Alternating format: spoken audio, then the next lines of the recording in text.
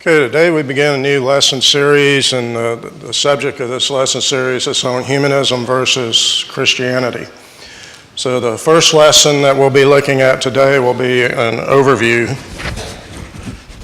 of secular humanism, and then the lessons that follow will be looking at the details of various aspects of secular humanism.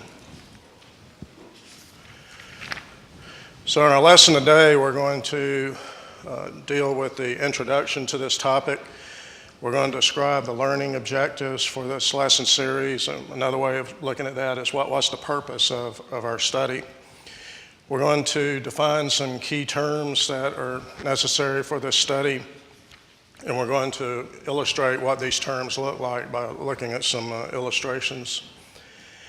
We're also going to summarize the approach that we're going to be taking in this study. And then in the time that we have left, we're going to be looking at some selected readings from, or quotes from some relevant humanist documents to give you a better idea of what secular humanism looks like. We'll pause after the discussion of the key terms to see if there's any questions or comments at that point. And then, of course, as we get into reading some of the selected quotes from humanist documents, I'm sure there'll be a lot of comments and questions about that. So we recall from the class that we just finished that Mark taught on the minor prophets that a frequent message of the prophets was to call the children of Israel to separate themselves from the sinful ways of neighboring nations and to return to keeping God's statutes and commandments. We remember that before the children of Israel entered into the promised land, that God had commanded them to walk in all his ways and to love him and to serve him with all their heart and with all their soul. And we see that in Deuteronomy chapter 10, verse 2. God had commanded them that when thou art come into the land which the Lord thy God giveth thee, that thou shalt not learn to do after the abomination of those nations, in Deuteronomy 18, verse 9. And yet we see that repeatedly they followed the sinful ways of those that were around them. God's people today are also not immune to the sinful influences from the people that are around them.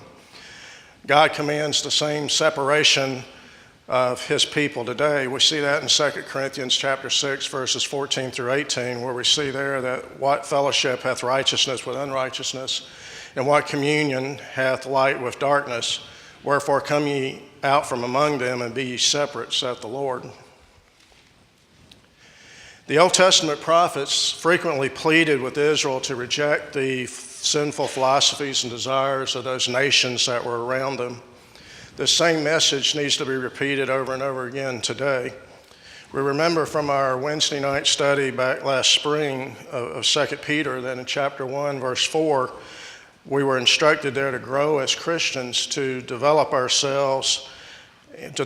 within ourselves characteristics of God's nature and personality, so that we can become sharers or partakers of his holy character. This is far different than conforming to the worldly culture that surrounds us. Since the Garden of Eden, there have been false ideologies and false sources of information competing with God for the attention and obedience of men. Deuteronomy 18, verses 9 through 14 specifically addresses this subject, telling the children of Israel that they were not to learn to do after the abominations of the Canaanite nations whose land they were to conquer and to possess. In Deuteronomy 18, verses 9 through 14, it lists 9 specific sins of the Canaanites which the children of Israel were to avoid. They were passing their children through the fire in order to obtain an oracle from God.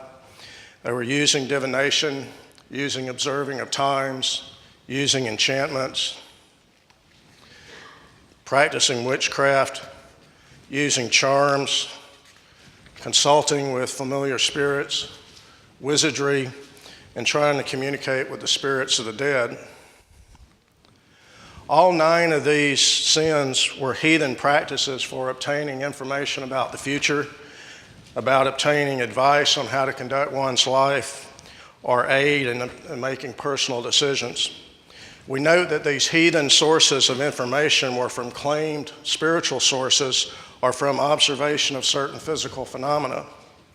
We will see throughout this study that humanists reject spiritual sources of information, and so they rely on the observation of physical phenomena, on the observation of people's behavior, on the observation of the behaviors of societies, and so on, in order to draw conclusions about how to live and how to predict future events. In this regard, they are no different in concept than what the ancient Canaanites were. In fact, it would not be wrong to refer to them as modern-day Canaanites. It is very true what Solomon said in Ecclesiastes chapter 1, verse 9, by the revelation from the Holy Spirit, that there is no new thing under the sun. And so we're continuing to see these concepts today. So regarding these false methods of acquiring information and advice, Deuteronomy 18, verse 14 states, "For these nations which thou shalt possess hearken unto observers of times and unto diviners, but as for thee, the Lord thy God hath not suffered thee so to do." In Deuteronomy 18, verses 15 through 22, God describes how the children of Israel would get advice on how to live their lives and how to make day-to-day decisions. It would be from prophets of God that he would raise up from among his people. He would establish a prophetic system which would culminate in Jesus Christ, as we read in Hebrews chapter 1, verses 1 and 2.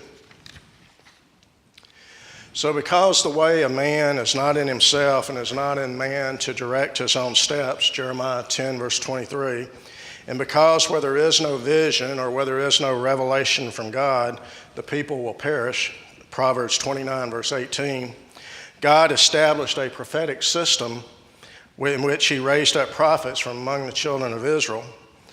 God has also given us today divine instruction and guidance in his written revelation, which we have received from Christ's apostles and from Christ's prophets.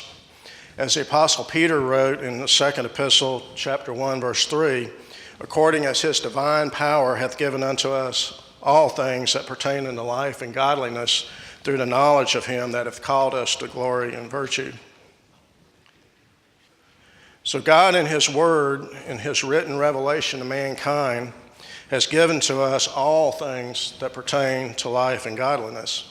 The word life here refers to the blessing-filled spiritual life on earth, which leads to eternal life after physical death.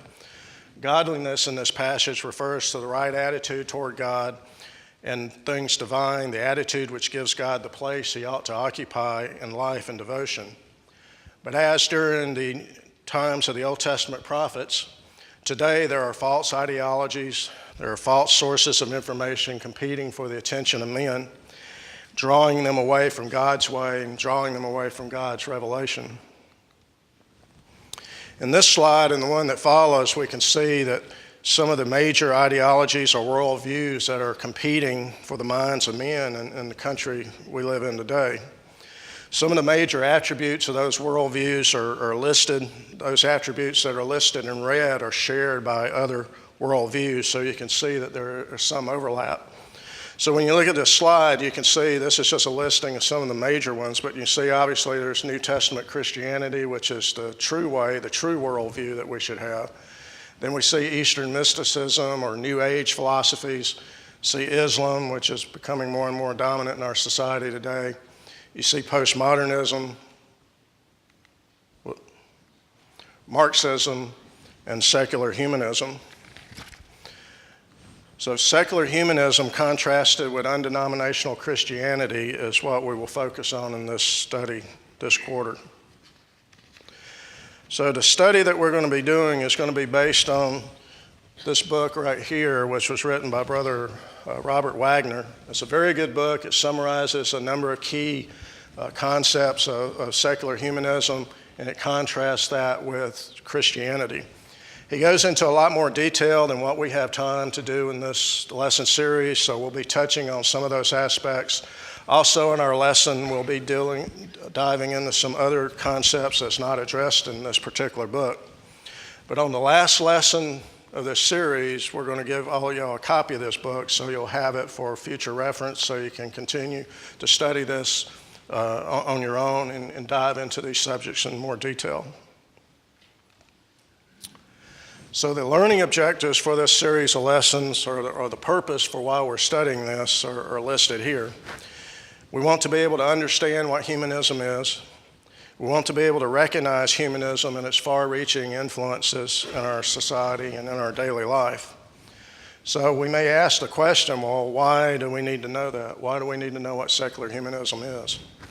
Well, of course, the Bible tells us what the answer is. In Romans chapter 16, verse 17, it tells us that we need to mark those who teach false doctrines and philosophies and avoid them. We don't need to be filling our minds with false ideas, and we need to recognize false ideas when we see them so that we can avoid them.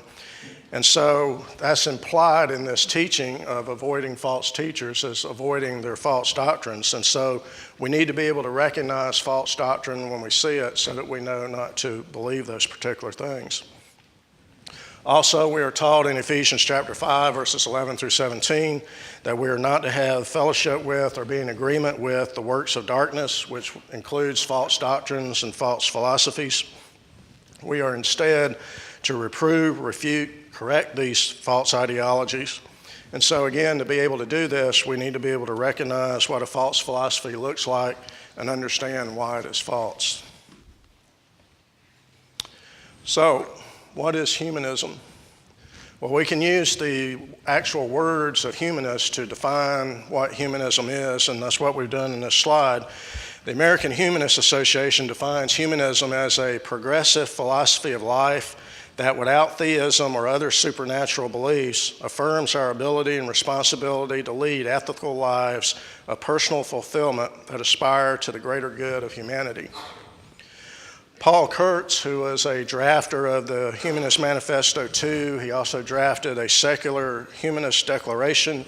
He was a very prolific writer and on books and articles advocating secular humanism until he died in 2012.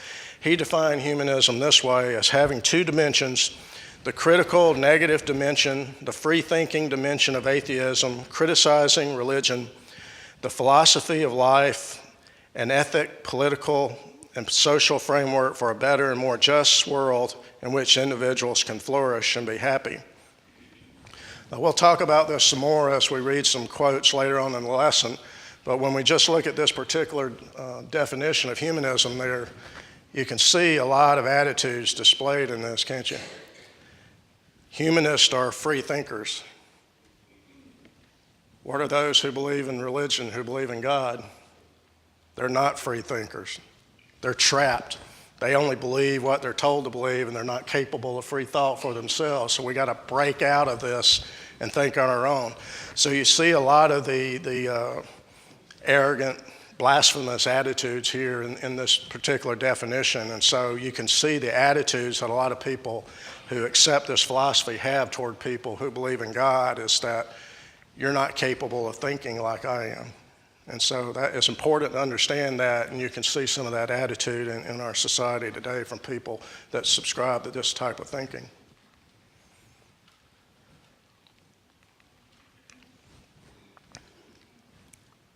Wait a minute. Okay. So, having defined secular humanism using the words that humanists themselves use, what do these definitions really mean?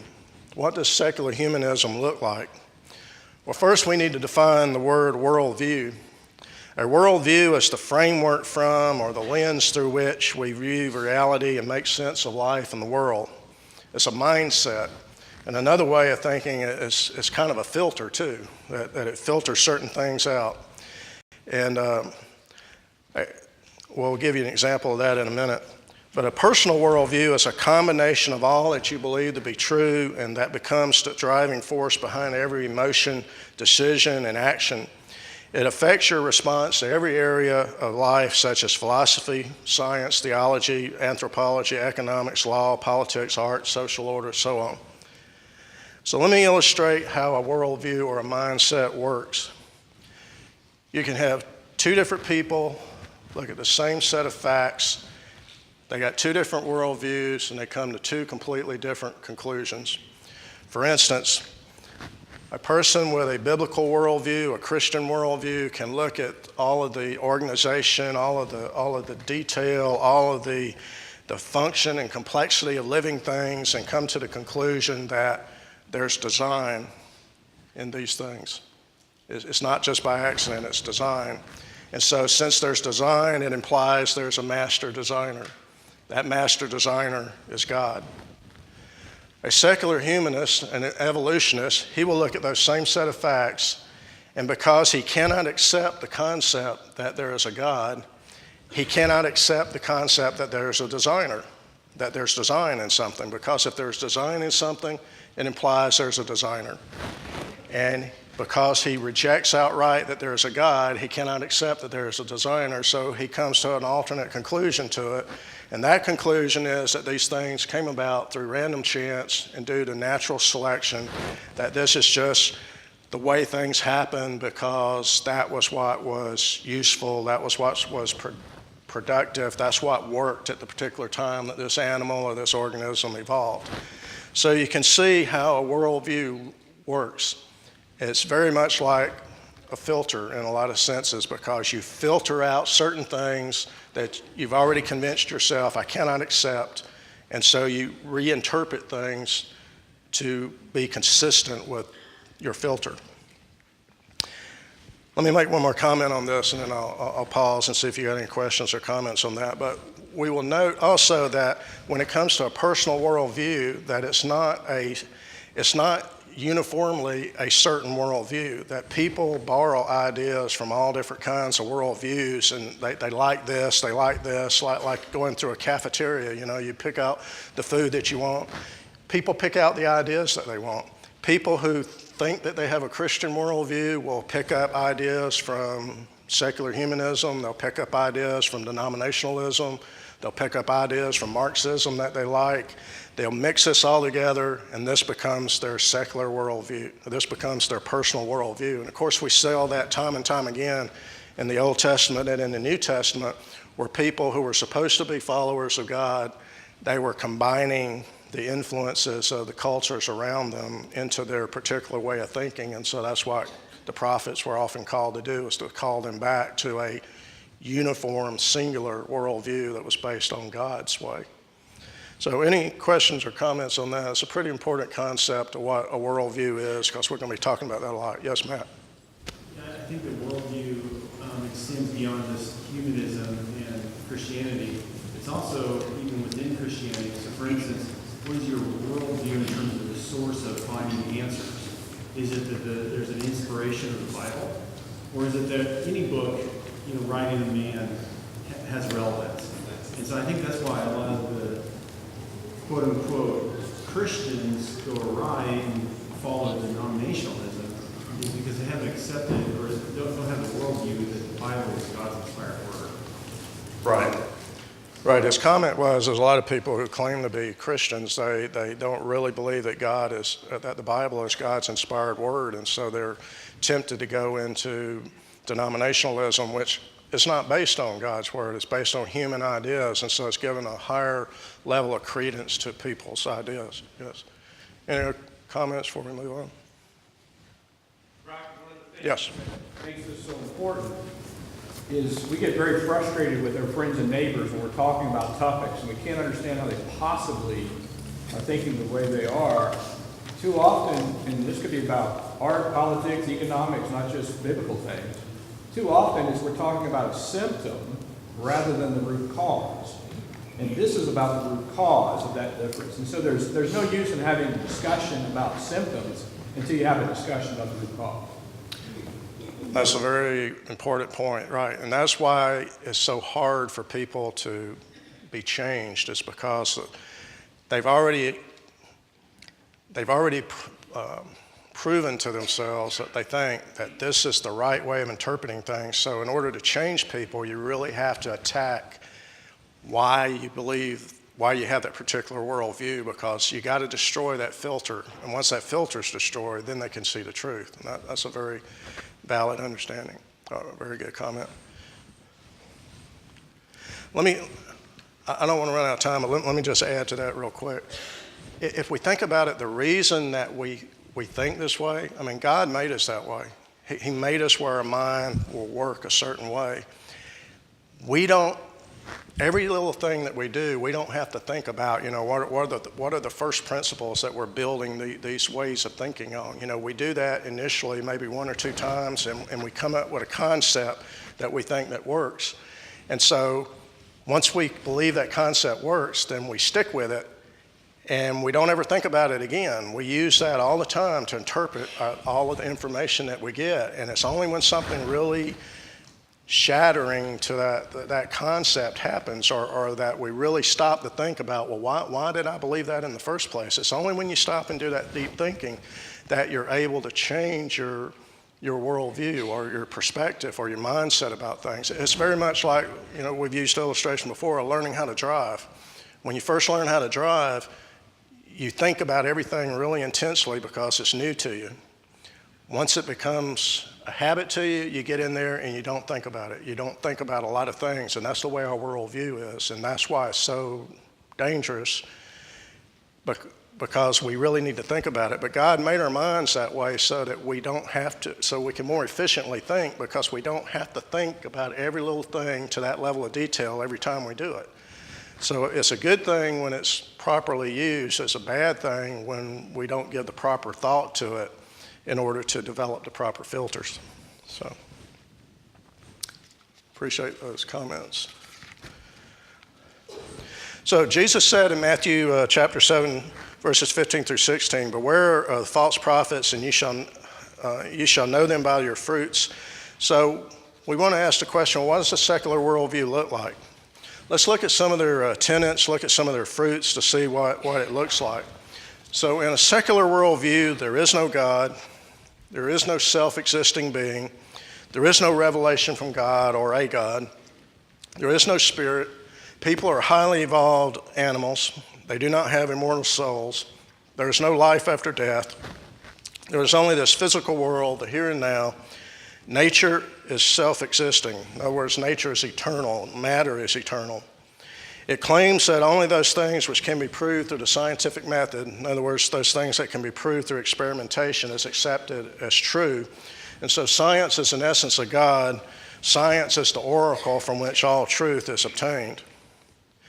In a secular humanist worldview, religion, that is belief in God or belief in the spiritual, is viewed as to be harmful. It's viewed as being suppressing of human freedom, and therefore it's aggressively opposed. Morals are based on human experience and needs, not on revelation from God. Morals are situational and not absolute.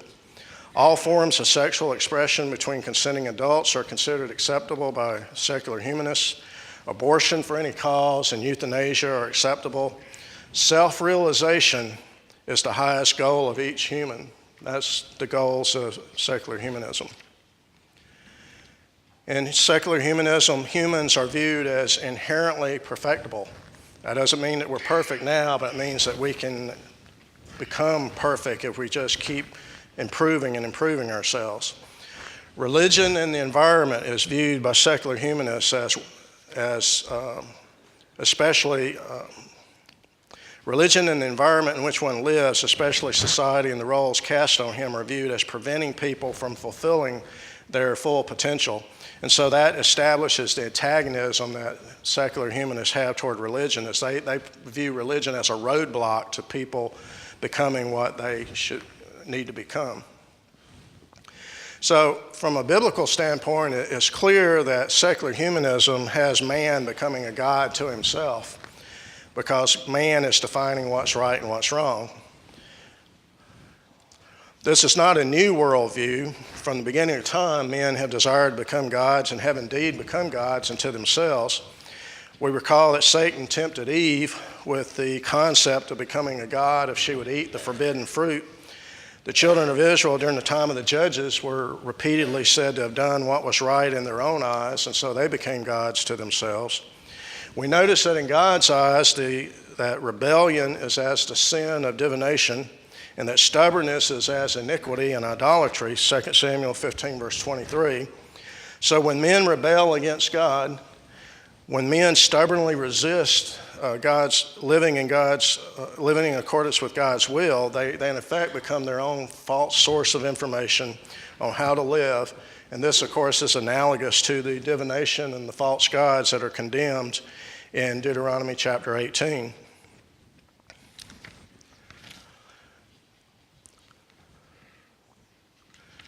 So, because secular humanism is a worldview that affects every aspect of our life, our approach to this study is going to be similar to that in Brother Wagner's book by looking at the fruits of secular humanism, that is, by looking at the influence that humanism is having on various aspects of our culture and society. So the class structure that we're going to have is for the first two lessons, all of the adults and the middle school and high school classes will be here in the auditorium for the first two lessons. Then beginning with the third lesson, that'll be on September the 17th, we'll have separate classes. All of the adults will be meeting here, and then the middle school and the high school classes will be meeting in the adult classroom downstairs. Both classes will be studying the same subject matter, but it'll be done on a little bit different level for the high school and the middle school classes. So in this study, we're going to look at a number of different lessons. And so next Sunday, Brett will be presenting the lesson on the pervasiveness of humanism and its unperceived influence on Christians. That'll be followed by a lesson on a brief history of secular humanism. How did we get here? Jeff will be preaching on that on Sunday night on September the 10th. Then that'll be followed by a lesson on the religion of humanism, the philosophy of humanism, exceeding the limitations of the scientific method. We'll have a sermon on Sunday night about the philosophy of humanism, rejecting divine revelation. Then we'll have a lesson on the ethics of humanism. We'll have a lesson on the philosophy of humanism and psychology, the philosophy of humanism and sociology.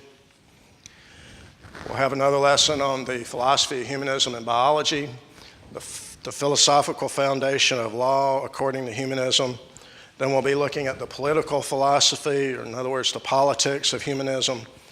We'll look at the economics of humanism, and then finally we'll be looking at the philosophy of humanism in public education. So for each of these lessons, we're going to post the PowerPoint presentation on the church website, and we're also going to be posting the video recording of the class or the sermon.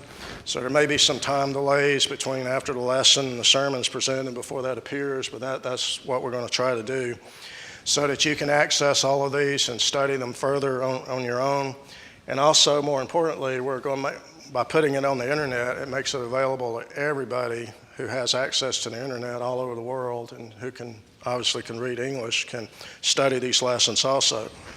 So these lessons that'll be posted on our website, and then the book from Brother Wagner, I think this will provide you some very good tools to be able to do a deeper study of this at home, where you can dive into some of the details that we won't have time to dive into in this class, and so it'll be really helpful to you. So when we look at humanist websites and literature, what does a secular humanist worldview look like? Well, we can summarize this by saying it's, in my view, it's pretty arrogant and blasphemous. I mean, look at the motto of the American Humanist Association, good without a God. I mean, they brag about that. We don't need God to know what is good. We can determine what's good for ourselves. We are gods. We can determine what's right and what's wrong. Notice the title of this book. This book reflects the attitude of a lot of the writings that you'll see among secular humanists. I mean, the title is The Necessity of Secularism, Why God Can't Tell Us What to Do. Why God can't tell us what to do. We can determine for ourselves what we need to do. We don't need a God. So that's the mindset there. So over the past century, secular humanists have published 6 different declarations or manifestos in numerous books and articles which describe their man-centered and man-made worldview, and you see a listing of them there. All of these declarations can be found on the internet. In Humanist Manifesto 2 in particular, I would encourage you to go look that up on the internet and read it, because it's very revealing as to how successful secular humanists have been in propagating their ideas throughout our society. Keep in mind, this was written in 1973, so that was 44 years ago. So they were projecting a vision of what they would like the world to look like. When we read it today, you can't help but to say, wow, this could have been written in 2017 describing the attitudes and the convictions of a lot of people today. And so when you read it from that perspective, you'll see that they've been very successful in getting these ideas out. And so that's why it's so important to look at that so that we can see, what these false ideas are so that we're able to identify them and avoid them and to help teach others not to accept those same ideas. So in the time that we have left, we're going to go through some excerpts from different humanist writings, but before we do that, before we go through this, are there any other questions or comments you'd like to make before we move on? Okay. So the first few slides, we're going to be looking at what the Humanist Manifesto 2 says on religion. Now, these are actual quotes here, okay, and you don't need to write it down. You can look it up in the internet and see that this is exactly what the quotes are. So I took excerpts from it. So this is from the preface of the Humanist Manifesto 2. It says, as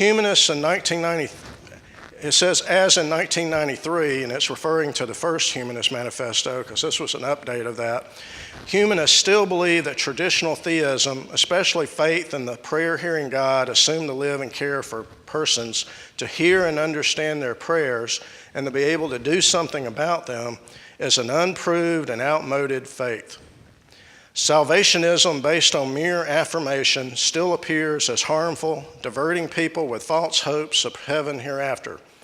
Reasonable minds look to other means for survival. Note the implication here. Reasonable minds look to other means. What's the implication of people who believe in God? People who believe in religion, what's the implication? We're unreasonable. Yes, we're irrational. You see a lot of elitism in here as that. We are the people who are capable of understanding things. The masses are not capable of understanding it, but we are. Kind of the same mindset you see a lot in Washington, D.C., isn't it? That we know the answers to all your problems, that you people out there in the... It's not we, it's I. I'm sorry? It's not we, it's I. Yeah. Right. Let's continue on. Again, these are quotes from the Humanist Manifesto 2. This is in the preface. Today it is our conviction that humanism offers an alternative that can save present-day needs and guide humankind toward the future. Humanism can provide the purpose and inspiration that so many seek. It can give personal meaning and significance to human life. We submit this new Humanist Manifesto for the future of mankind. For us, it is a vision of hope, a direction for satisfying survival. Now, let's think about this for a minute. A lot of credence is put on science and technology. And if we think about that in the age that we live in, science and technology has done a lot for us, hasn't it? It's found the cures of a lot of diseases. It's made the food supply very plentiful because of all the advances in agriculture and fertilizers, pesticides, things of this sort, so that we can grow food and have it in abundance. It's made our life easier. We don't have to go to the well to get water. We don't have to go cut wood, to burn wood to cook our meals, keep our houses warm.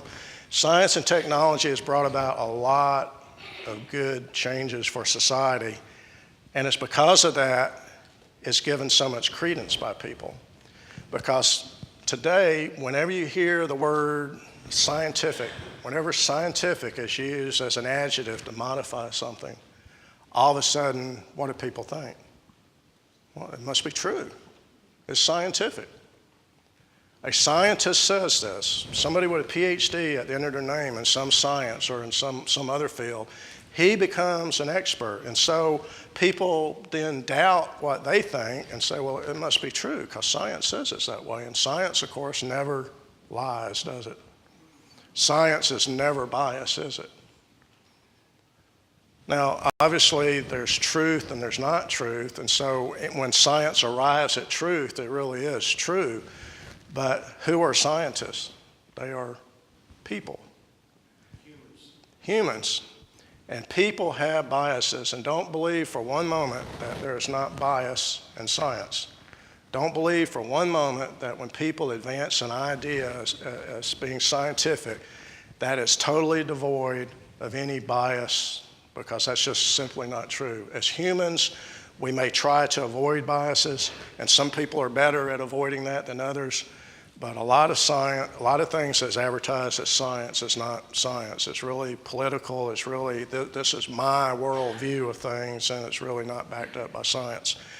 So, any questions or comments on that before we move to the next slide?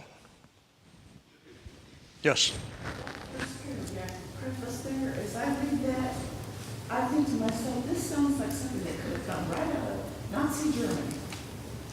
Well, they were humanists. They were socialists. I mean, socialism is a form of government that humanists advocate. So they were humanists, yeah. You will find in the writings, though, that a lot of the secular humanist writings, they want to distance themselves from that, and so they refer to themselves as democratic, because they recognize that Nazi Germany was humanist. So was Stalin's communist Russia. It was humanist too. And so they want to distance themselves from that because they don't want that to blur their image. But that is what humanism leads to. It leads to a communistic, a socialistic form of government, because the elitists are the ones who know better, and they're the ones who need to decide what's right and what's wrong in a lot of ways. But that's a valid point. In the first declaration of the Humanist Manifesto 2, again, we're talking about religion. It says, "We believe, however, that traditional, dogmatic, or authoritarian religions that place revelation, God, ritual, or creed above human needs and experience do a disservice to the human species." Notice what they're doing here. I mean, they're showing their ignorance of religion and God's Word. But what are they doing here? They're pitting God's Word against... Right. It's pitting it against what's in man's best interest. Their view is obviously that these religious ideas are contrary to man's best interest, and yet a loving God would never do that. The things that He requires of us are in our best interest, and that's what they're doing here. Any account of nature should pass the test of scientific evidence. In our judgment, the dogmas and myths of traditional religions do not do so. We find insufficient evidence for belief in the existence of a supernatural. It is either meaningless or irrelevant to the question of survival and fulfillment of the human race. As non-theists, we begin with humans, not God, nature, not deity. Now notice, going back to our example of people looking at the same facts and coming to different conclusions because of their worldview, because of their mindset, is it really the case that there's insufficient evidence to believe in God? I mean, think about it. Would God not provide mankind with sufficient evidence for a reasonable, unbiased person to draw the conclusion that He exists? I mean, what does Romans chapter 1, verse 20 say? I mean, there's other passages we could list, but it says, "For the invisible things of Him from the creation of the world are clearly seen, being understood by the things that are made, even His eternal power and Godhead, so that they are without excuse." God has given us evidence in the physical universe that there is a supernatural being that exists. He has given us His revelation so that we know what that supernatural being wants us to do, how we need to live, okay? So again, it's the case that the evidence is there, but because of the filter, because of the mindset that secular humanists have, they just blow it off and say, well, there's insufficient evidence there, and even if it was true, then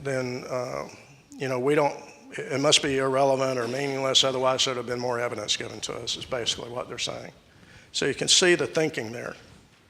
Any questions or comments on that? We got 4 minutes to go, and we'll go to the next slide. Yes?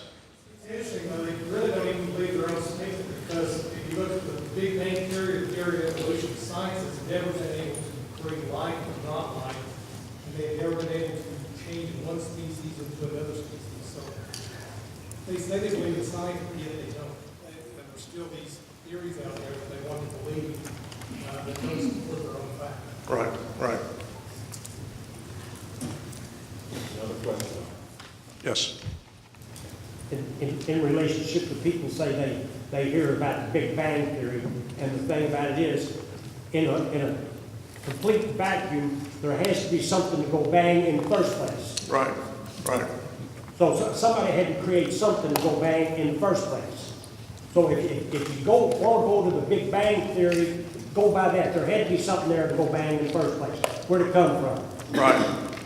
Well, that goes back to what one of their beliefs is that matter is self-existing. Matter is eternal. Very convenient argument for them to make, so they get out of it that way. Matter has always existed. Well, can you prove that? No, you can't. So we'll go through this until we run out of time. We got about three minutes left. In the first declaration, it says, "We reject those features of traditional religious morality that deny humans a full appreciation of their own potentialities and responsibilities. Traditional religions often offer solace to humans, but as often they inhibit humans from helping themselves or experiencing their full potentialities."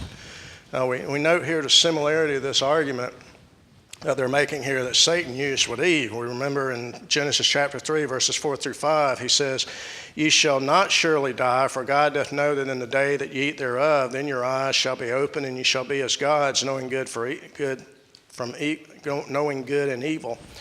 So what was the argument Satan was making? That God was actually trying to prevent Adam and Eve, from experiencing their full potentialities. He didn't want them to become like him. He's trying to keep them down here. He's trying to beat them down, keep them down here where they're beneath him. So it's that argument that humanists are making today, Satan made it from the very beginning of time. And so it's very revealing when you look at that Satan has found a technique that works, and he keeps using it, keeps using it, keeps using it. We can discover no divine purpose or providence for the human species. While there is much that we do not know, humans are responsible for what we are or will become. No deity will save us. We must save ourselves. Now, to the point that was made earlier, look at the inconsistency here. There's much that we do not know, but boy, we are absolutely positively sure that there is no God.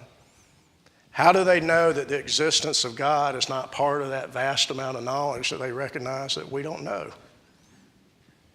I mean, that's the test of any false doctrine, and then we'll stop here. That's the test of any false doctrine. A doctrine that is inconsistent with itself is always false. Truth is always consistent with itself.